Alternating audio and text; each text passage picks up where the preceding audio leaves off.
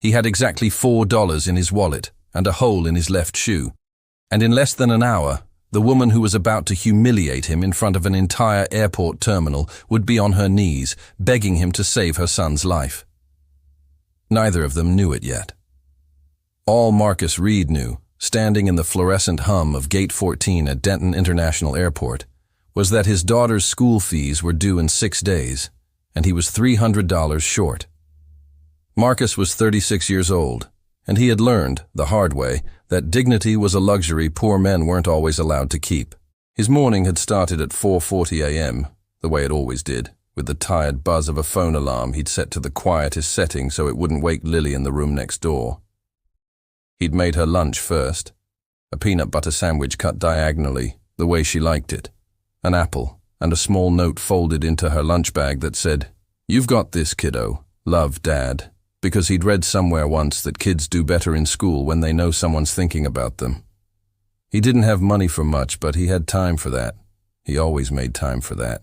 He'd woken Lily gently at 6 braided her hair the way her mother used to before she left, checked twice that her homework folder was zipped into her backpack, and walked her the 4 blocks to Mrs. Alvarez's house, who watched 3 neighborhood kids before the school bus came, in exchange for Marcus fixing whatever appliance in her house happened to be broken that month. It was an arrangement built on trust and duct tape, much like everything else in Marcus's life. Then he'd caught the 6:25 bus to the airport, his tool belt heavy against his hip, running the numbers in his head the way he did every single morning. Rent, due in 9 days. Electric, due in 12. Lily's school activity fee, due in 6. $300 he did not have, and had no clear idea how he was going to find. He worked the overnight to morning maintenance shift at the airport, a job that paid just enough to keep the lights on in the cramped 1-bedroom apartment he shared with his 8-year-old daughter, Lily. His navy blue coveralls were faded at the knees, patched at the elbow with a square of mismatched fabric his late mother had sewn on years ago, before the cancer took her. He wore a tool belt heavy with wrenches, a badge clipped to his chest that read simply, "Facilities," and a face that had learned, over the years, to stay calm no matter what the world threw at it. 3 years ago, his wife, Danielle, had walked out on a Tuesday morning, leaving a note on the kitchen counter that said she needed a life that wasn't this. She left behind unpaid credit card bills, a car with a blown transmission, and a little girl who cried herself to sleep for 2 straight months, asking when Mommy was coming back. Marcus had kept Lily. He had kept the apartment, barely. He had kept his sanity by working double shifts and telling himself, every single morning, that somehow, some way, things would get better. He did not know that today was the day everything would change. He only knew that at 6:45 a.m., a valve in the men's restroom near the VIP lounge had burst, and someone needed to fix it before the morning rush turned Gate 14 into chaos. That was where Elena Cross came in, although at that moment Marcus had no idea who she was. Elena Cross was 39 years old, and the CEO of Cross Dynamics, a logistics and technology conglomerate valued at over $4 billion. She had built the company from a failing shipping startup her father left her into a Fortune 500 empire, and she had done it by being ruthless, precise, and utterly unwilling to show weakness, not to her board, not to her rivals, and certainly not to strangers. Her father, Walter Cross, had died of a heart attack in a conference room 11 years earlier, mid-sentence, in front of 6 investors. And Elena, 28 at the time, 3 years out of business school, and utterly unprepared, had been handed a company hemorrhaging money and a board of directors who privately gave her 18 months before they expected her to fail. She hadn't failed. She had instead gutted 3 divisions, fired her father's oldest friend for chronic underperformance, and rebuilt Cross Dynamics into something that made grown men in tailored suits visibly nervous before board meetings. It had cost her almost everything else. Her marriage to Ethan's father had dissolved 4 years earlier, quietly, without malice, both of them simply too exhausted by her 100-hour weeks to keep pretending otherwise. What remained was the company, a corner office on the 40th floor, and Ethan, a son she loved with a ferocity that frightened her sometimes, and saw some weeks for less than 4 waking hours combined. She was flying out that morning for an emergency meeting in Chicago, one that could either seal or sink a merger worth $900 million. Beside her, dragging his small rolling suitcase with a cartoon dinosaur printed on the side, was her son, Ethan, 8 years old, quiet, brilliant, and quietly starved for a mother who was almost never home. Elena loved her son. She would have said so, immediately, defensively, if anyone had ever dared to suggest otherwise. But love in her world had become something scheduled between board meetings, a phone call at bedtime if the time zones lined up, a nanny's daily report read at 11 p.m. while she signed contracts. Ethan had learned to stop asking when she'd be home, because the answer was always some version of, "Soon, baby, I promise." He had also learned, quietly, secretly, how to unbuckle himself from things he wasn't supposed to unbuckle from, how to wander 2 steps further than he was told, because sometimes it was the only way to get anyone to actually look at him. That morning, Elena was exhausted, furious about a leaked internal memo, and running 11 minutes behind schedule when her stiletto heel caught on a floor tile that had been left wet and unmarked, the very tile Marcus was en route to fix. She stumbled, hard. Coffee spilled across the front of her cream-colored blazer, a blazer that cost more than Marcus made in 2 months. "Are you serious?" she snapped, whirling toward the first person she saw, Marcus kneeling a few feet away, wrench in hand, opening the access panel beneath the sink. "Is there a reason this entire section of the airport looks like it's being maintained by someone who's never held a tool in his life?" Marcus looked up, startled, coffee-splattered blazer and all. "Ma'am, I'm sorry. The wet floor sign should have.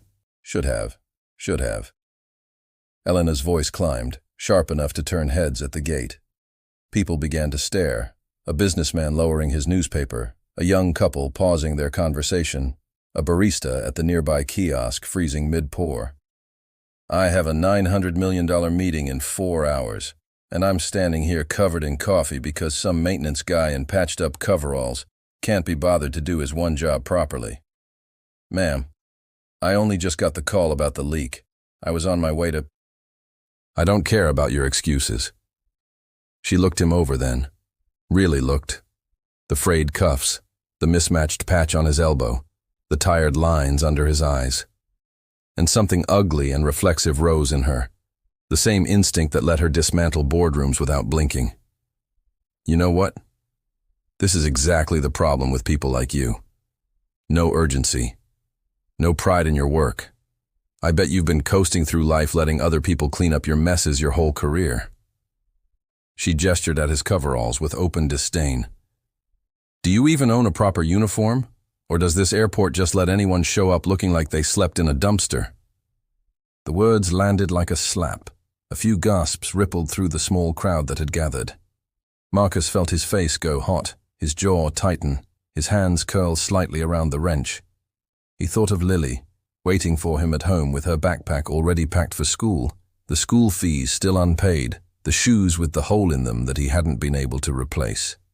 He thought about how easy it would be to snap back, to tell this woman exactly what he thought of people who mistook a coffee stain for a real problem. Instead, he took a slow breath, stood up, and said quietly, "I'm sorry about your blazer, ma'am.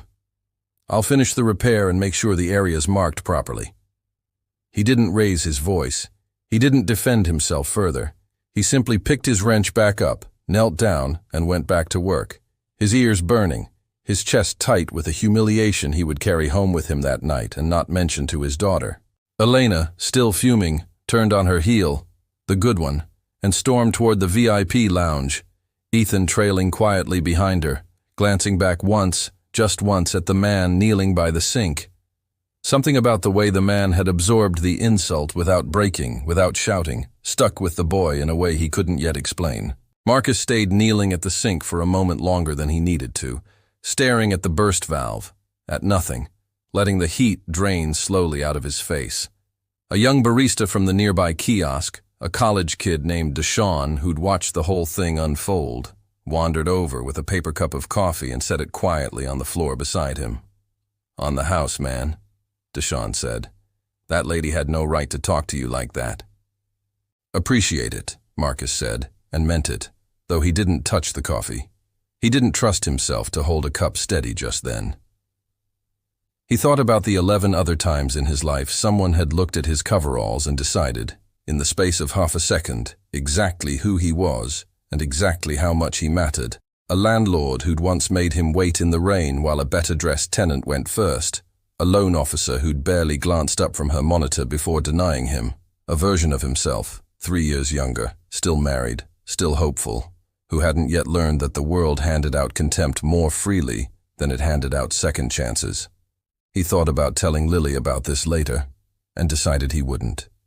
She didn't need to know that grown men and women could be cruel for sport. She'd learn that soon enough on her own.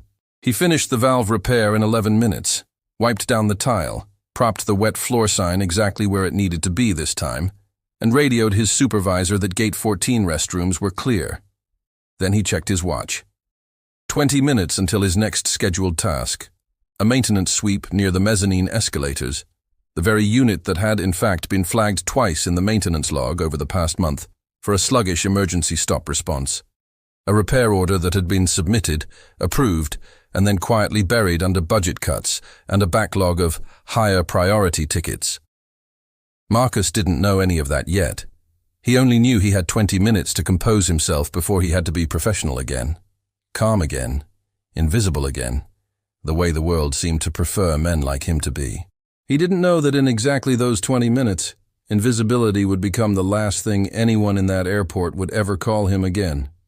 Neither Elena nor Marcus knew that in 11 minutes their lives would collide again, and this time, everything would be different. Elena strode into the VIP lounge already dictating a reply to her assistant, her blazer ruined, her patience shredded. Ethan settled into a leather chair near the tall glass windows overlooking the runway, his small suitcase parked beside him, his tablet forgotten in his lap. He was watching the planes take off, the way he always did when his mother disappeared into her phone calls, counting them, imagining where they were going, wishing, quietly, that just once, they were going somewhere together, just the two of them.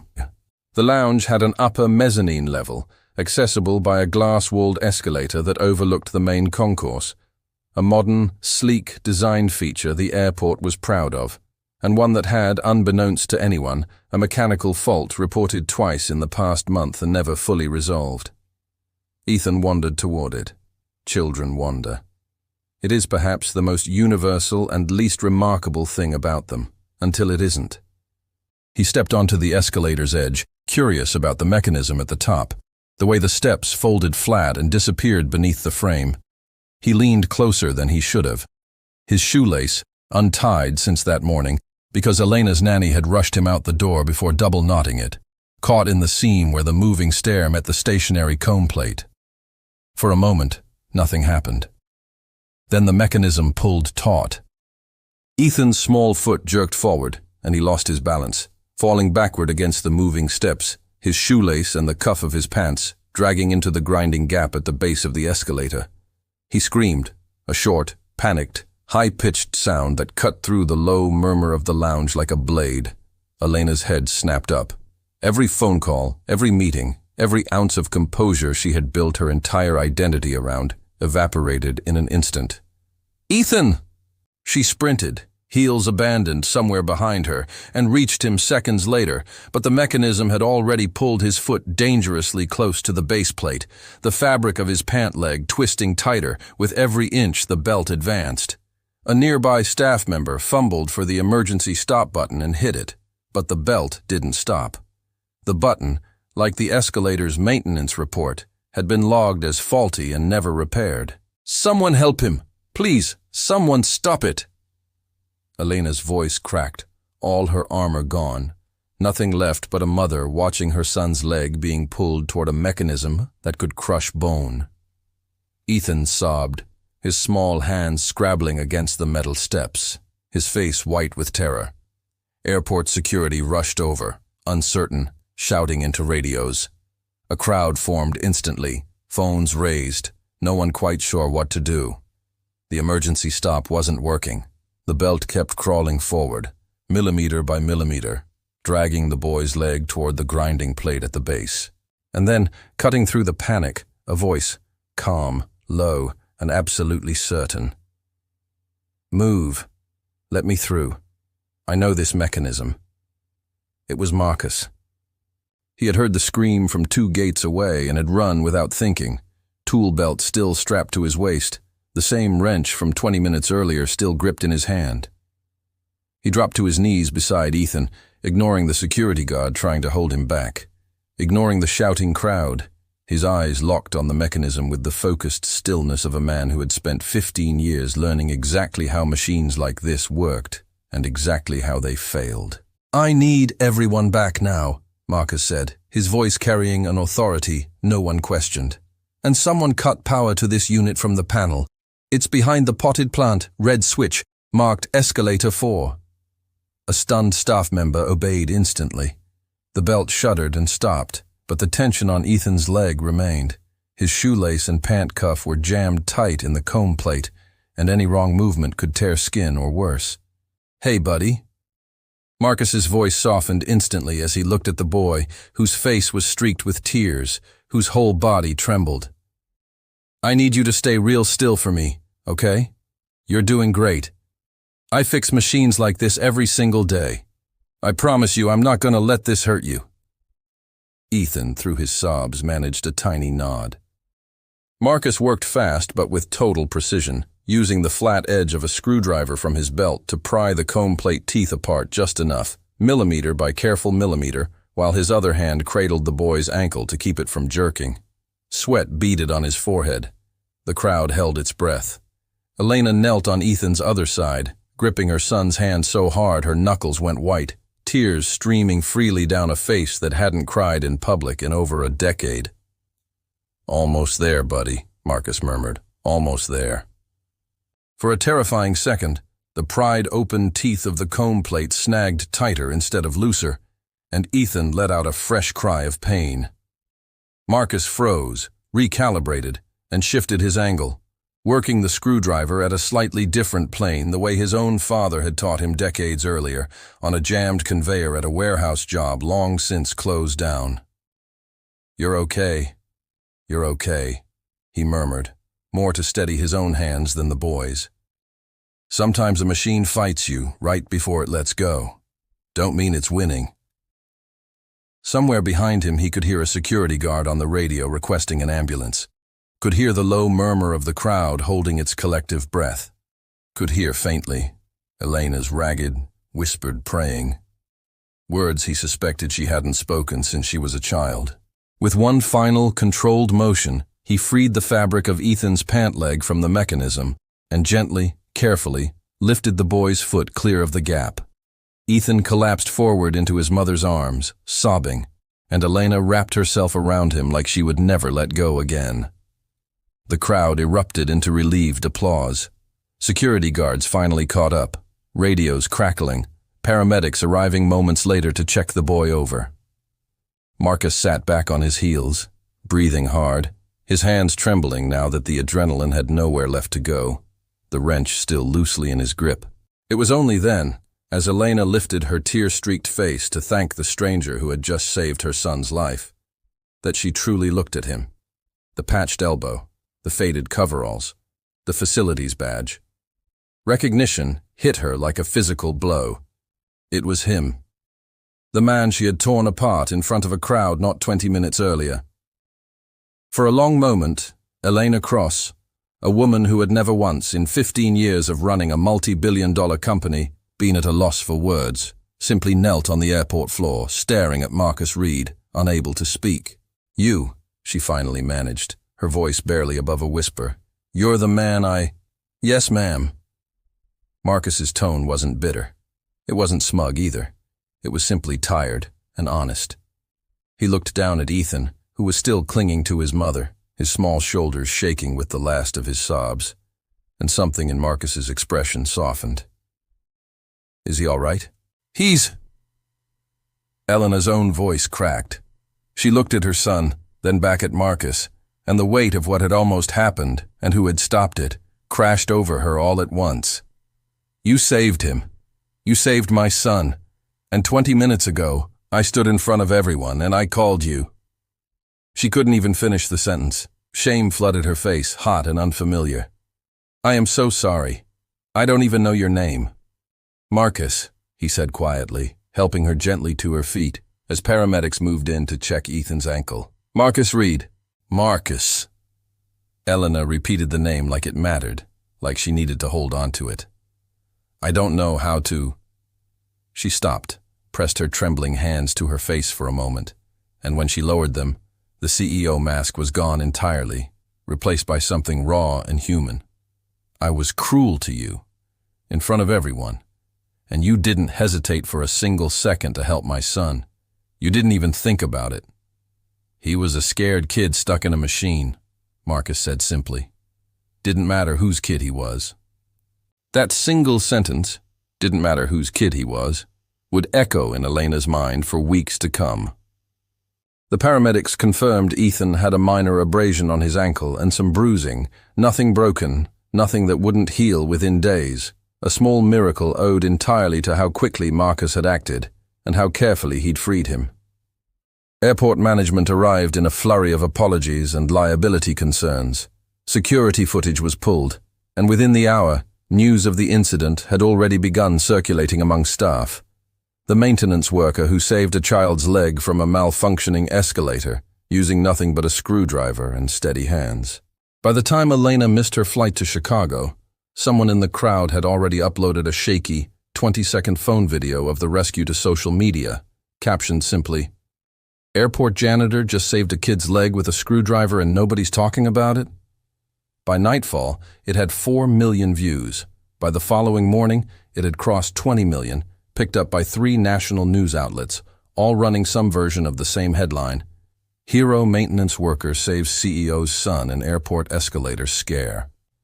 What the viral clip didn't show, because no one had been filming yet, was the 20 minutes before it, the coffee-stained blazer, the sharp words, the small crowd of witnesses who had watched Elena Cross humiliate the very man who would go on to save her son's life. It didn't take long for someone who'd overheard the earlier exchange to post about it too, and within 48 hours, the story had split into 2 competing narratives online. One celebrating Marcus as a working-class hero, the other dragging Elena's name through a public reckoning she had no way to control, and for the first time in her career, no genuine desire to fight. Her communications team wanted her to get ahead of it. A carefully worded statement, a PR-approved apology, perhaps a photo op with Marcus that could be spun as a redemption story for the Cross Dynamics brand. Elena refused all of it. "I'm not turning this into a marketing opportunity," she told her chief communications officer flatly, in a boardroom that had gone very quiet.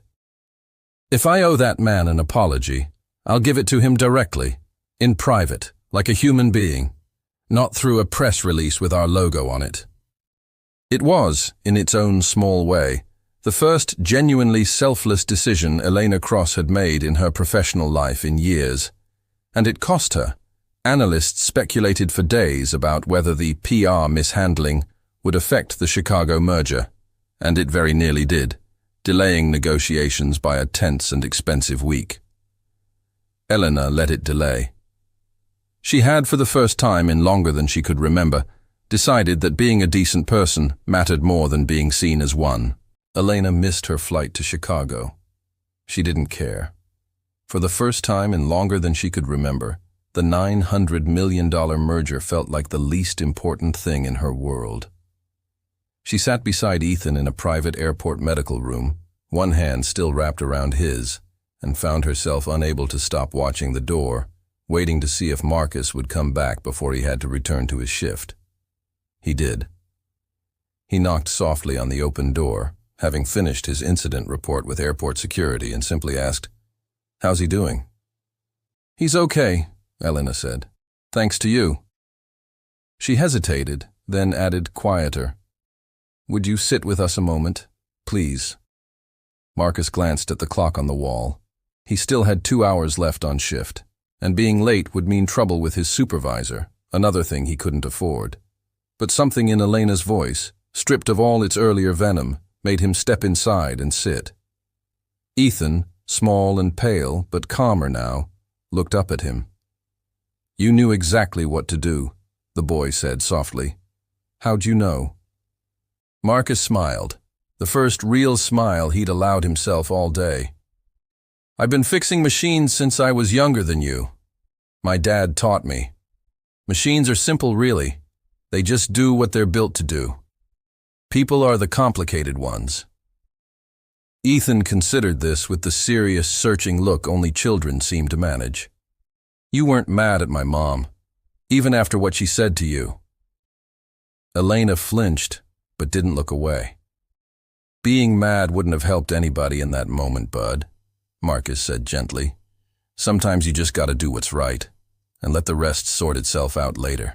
Elena studied him for a long moment.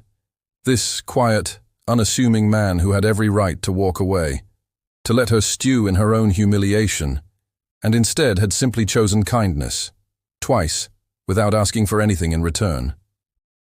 She thought of her own life, the walls she'd built brick by brick since her father died and left her a company to run alone, the way she'd taught herself that vulnerability was a weakness the market would exploit if she ever let it show.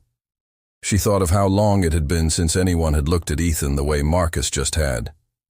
Not as an extension of her brand, not as a photo op for the company newsletter, but as a scared little boy who needed someone to be steady for him.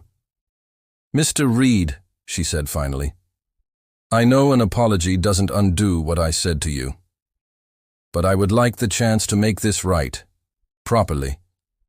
Not because you saved my son, though God knows I owe you more than I could ever repay for that, but because what I said to you was cruel and untrue, and I've spent the last hour realizing I don't actually know anything about you at all."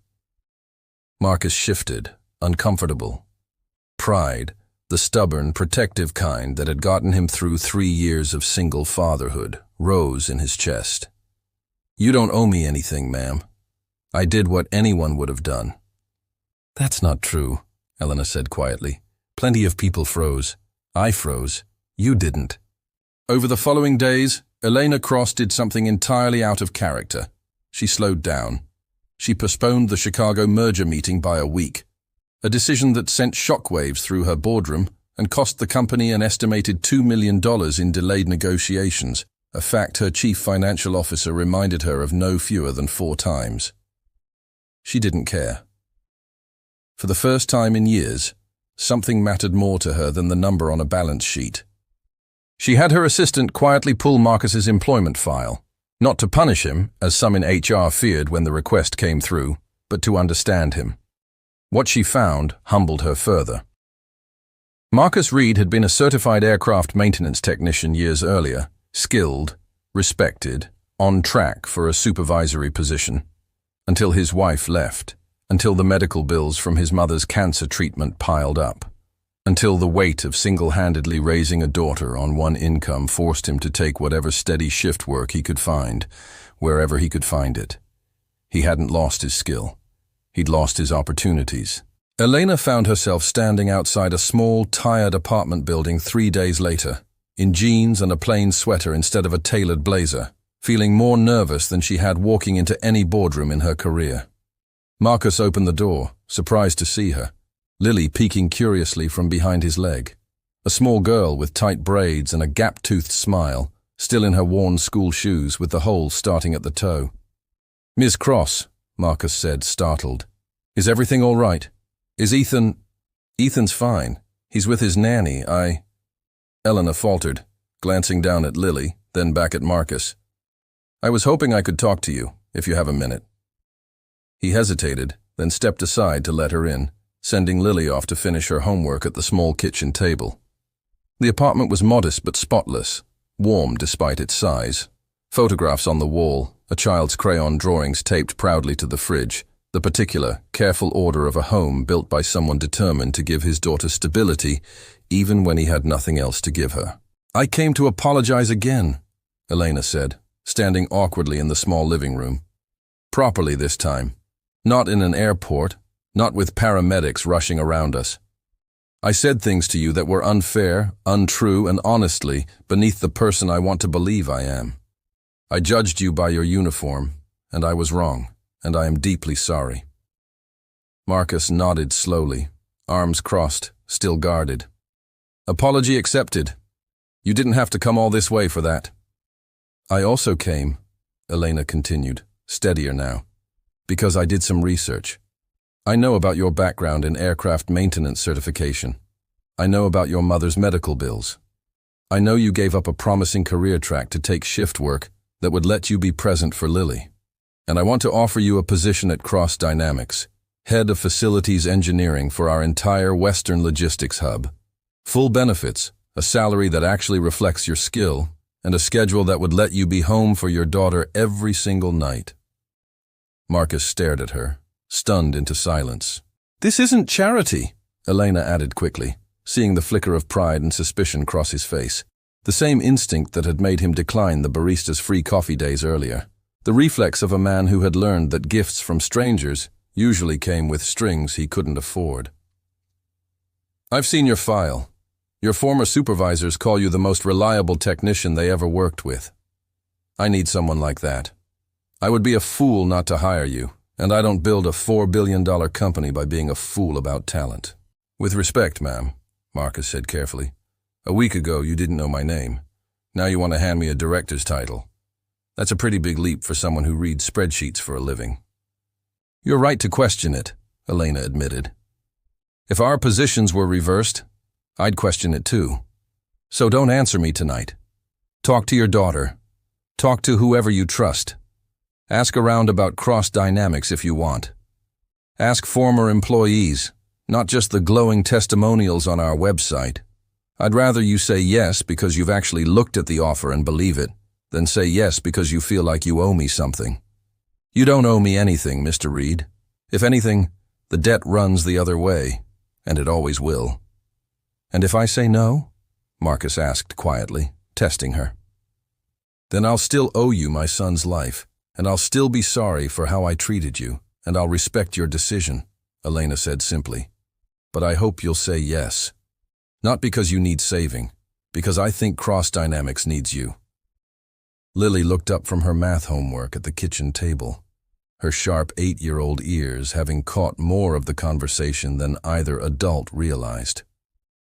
"Dad," she said, matter-of-factly, "if the lady's saying you'd get to come home for dinner every night instead of the late shift, I think you should say yes."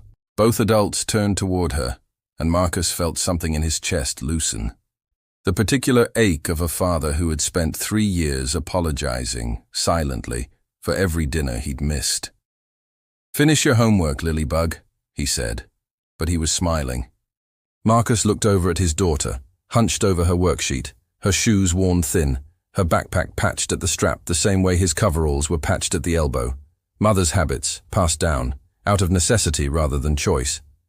He thought about 6 days from now, and the school fees he still hadn't found a way to pay. He thought, too, about the version of himself that had once been a certified aircraft technician with a future ahead of him, before life had quietly, persistently narrowed his options one bill at a time. "Can I think about it?" he asked. "Take all the time you need," Elena said, and she meant it. She stood to leave, then paused at the door, glancing back at the small apartment. The crayon drawings, the careful order, the evidence everywhere of a man who had built a good life for his daughter, out of almost nothing. "For what it's worth," she added quietly, "Ethan hasn't stopped talking about you since the airport. He drew you as a superhero in his sketchbook. I think in his mind, you already said yes." Marcus laughed softly despite himself. "Tell him thanks for the promotion." He walked her to her car that evening, the autumn air cool against the back of his neck, and stood for a moment on the cracked sidewalk after her taillights disappeared around the corner, turning the offer over in his mind, the way he turned over a stubborn engine part, checking it from every angle, looking for the flaw he was sure had to be hiding somewhere in it.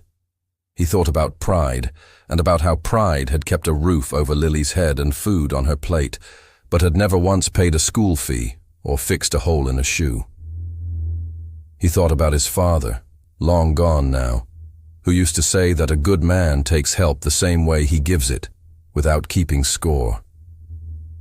That night, after Lily was asleep, Marcus sat at the kitchen table with the job offer letter Elena had left behind, read it 3 times by the light of a single bulb, and finally picked up his phone and typed a simple text. "Yes, I'll take it. Thank you for seeing me." Elena read it twice before she let herself smile. He said yes 4 days later, not because of the money, though the money mattered, and not because of guilt or obligation, but because somewhere in those 4 days, Elena had shown up twice more, once to check on him without an offer attached, once simply to let Ethan thank him properly, in person, with a hand-drawn picture of an escalator with a smiling stick figure standing beside it labeled, "My hero Marcus," in careful, crooked 8-year-old handwriting. Marcus taped that drawing to his refrigerator right beside Lily's. The new job was not, however, an easy transition. Marcus's first week at Cross Dynamics' Western Logistics Hub was met with open skepticism from several longtime staff. Chief among them, Gary Beckman, a facilities director with 18 years at the company, who had quietly expected the promotion himself and did not appreciate watching it handed, seemingly overnight, to the CEO's airport charity case, as he was overheard calling Marcus in the break room during his second week. "Folks are saying you only got this job because you fished her kid out of an escalator," Gary told him bluntly during a tense handover meeting, arms crossed, not bothering to lower his voice. "That's not exactly a hiring process. That's a headline." Marcus, to his credit, didn't flinch. "Then let my work speak instead of the headline," he said, and set about proving it, methodically, the way he did everything. Within his first month, he identified and corrected 11 overdue maintenance risks across 2 logistics facilities that had been sitting untouched on backlogged repair tickets for months. The same kind of institutional neglect, he couldn't help but notice, that had nearly cost Ethan his leg. He rewrote the facility's inspection protocol from the ground up, added redundant emergency stop testing to every escalator and conveyor unit in the company's properties, and personally trained 4 junior technicians on diagnostic techniques most of them had never been taught. He stayed late without being asked to. He never once mentioned the airport, or Elena, or Ethan, to a single co-worker, letting his hands and his work ethic do what his history never could. It took 3 months, but Gary Beckman eventually knocked on Marcus's office door, a small plain room Marcus had insisted on, no bigger than what the job strictly required, and set a cup of coffee on his desk without a word, the closest thing to an apology the older man knew how to offer.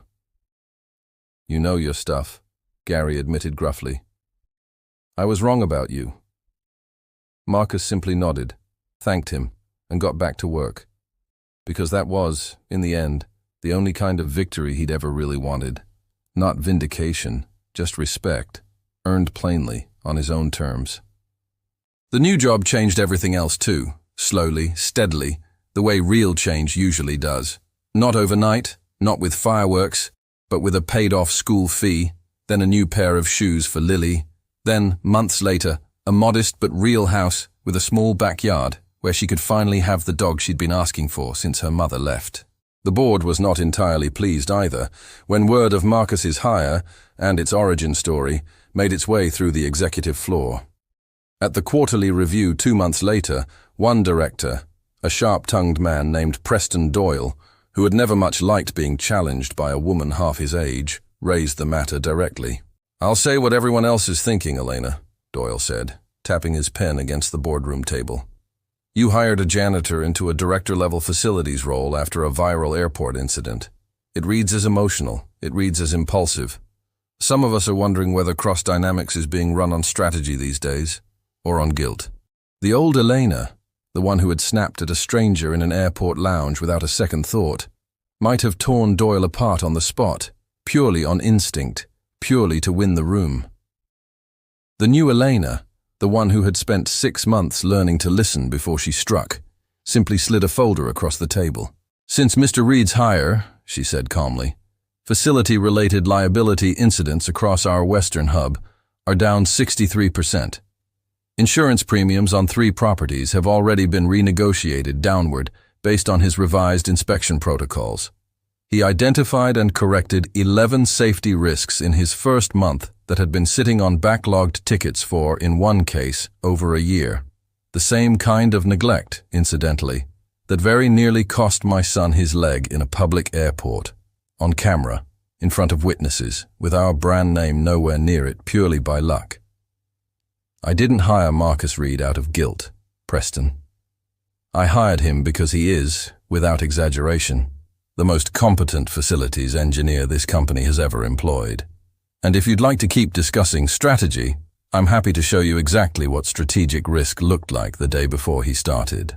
The boardroom went quiet. Doyle didn't raise the subject again. Elena told Marcus about the exchange weeks later, almost sheepishly, half expecting him to be embarrassed that his name had been fought over in a room he'd never even entered. Instead, Marcus just smiled that same quiet smile. "Guess I owe Doyle a thank you," he said. "Nothing proves a man wrong faster than good numbers." Elena and Marcus's paths crossed often after that. Company events, school pickups that happened to overlap since Ethan and Lily, by pure coincidence, ended up at the same after-school program, quiet conversations in hallways that started as professional courtesy and slowly became something neither of them quite had a name for yet. Elena found herself more and more seeking out Marcus's steady, grounded presence after brutal board meetings, the way some people crave quiet after too much noise. Marcus found himself more and more looking forward to the sound of her voice on the phone, asking not about facilities reports, but about how his day had actually been. It was Ethan, in the end, who said the thing neither adult had worked up the courage to say aloud. It happened on a Saturday afternoon in early autumn, the four of them at a small neighborhood park not far from Marcus's new house, the kids chasing each other across the wood-chip playground, while Elena and Marcus sat side by side on a weathered park bench, close enough that their shoulders nearly touched. "You should just marry my mom," Ethan announced, with the blunt, unbothered confidence only an 8-year-old could manage, breathless from running, Lily giggling beside him. "You already fix everything else. Might as well fix her too." "Ethan!" Elena's face went scarlet, and Marcus laughed, a real laugh, from somewhere deep in his chest, the kind neither of them had heard from him in the early guarded weeks of their acquaintance. "Your mom's not broken, buddy," Marcus said, still chuckling, though his eyes found Elena's and lingered there a beat longer than professional courtesy required. "But I wouldn't mind sticking around and finding out anyway." Elena said nothing, but she didn't look away either, and something quietly, unmistakably shifted between them on that park bench, in full view of two children who had already decided, months earlier, exactly how this story was supposed to end. Ethan and Lily became fast friends, drawn together the way children who've each known real fear and real loneliness sometimes are, quietly, without needing to explain why. They built Lego escalators together in Elena's enormous, echoing living room, and Ethan proudly told anyone who'd listen that his friend's dad was the bravest man he'd ever met. Elena, for her part, began showing up at things she'd never once made time for before. Lily's second-grade art show, where she stood in a crowded elementary school gymnasium in a $2,000 coat, applauding a stick-figure family drawing like it was the unveiling of a masterpiece. A Saturday morning car repair lesson in Marcus's garage, where she got engine grease on her cashmere sweater and, for once in her life, didn't care. A quiet Tuesday evening when Marcus taught Ethan how to change a bicycle tire, patient and unhurried in a way no tutor or nanny had ever managed with the boy, while Elena watched from the porch steps with an expression she hadn't worn since before her father died. Something close to peace. She also, quietly, without fanfare, funded a company-wide safety audit across every Cross Dynamics property nationwide, mandating the same rigorous inspection protocol Marcus had built for the Western Hub. She named it, in the internal documentation, simply as Protocol 14, a private reference only she and Marcus understood, a permanent reminder of the gate number where everything had changed. 6 months after that terrible, transformative morning at Gate 14, Eleanor stood before Cross Dynamics' entire senior leadership team at the annual company address, and instead of opening with quarterly earnings, she opened with a story about a man in patched coveralls she had once judged and humiliated in front of strangers, about the son that man had saved without a moment's hesitation, and about the lessons she had learned far too late in life and would spend the rest of it trying to live by. I built this company believing that value could be measured in titles, in wardrobes, in how loudly someone commanded a room, she told them, her voice steady, her eyes finding Marcus, seated quietly near the back. Lily's hand-drawn thank you card, still tucked, absurdly, sentimentally, in the inside pocket of her blazer. I was wrong.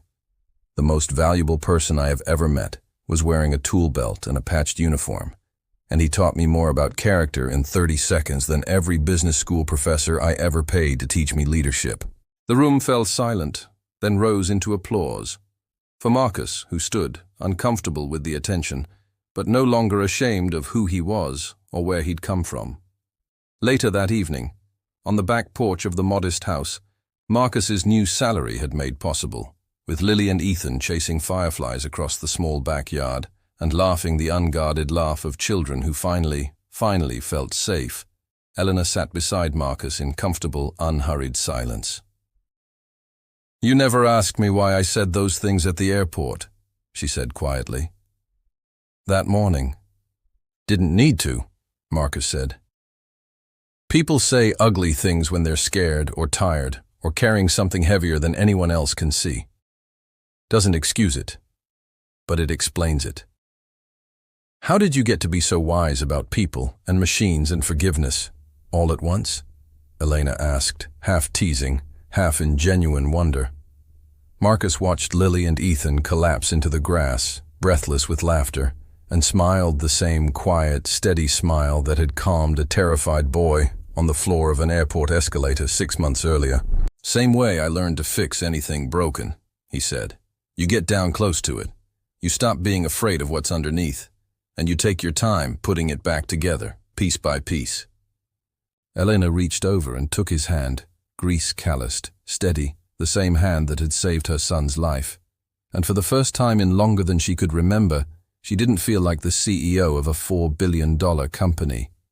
She just felt like a mother, sitting beside a good man, watching their children laugh in the last light of a warm summer evening, grateful beyond words that one terrible, humbling morning had led her here.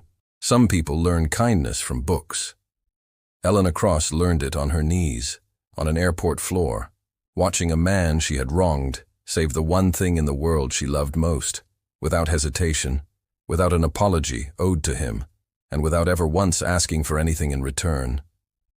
If this story moved you, about second chances, humility, and the quiet strength of a man the world too easily overlooked, don't forget to like this video and share it with someone who needs the reminder that kindness always outlasts cruelty. Subscribe for more heartfelt, dramatic stories like this one, delivered straight to your feed every day.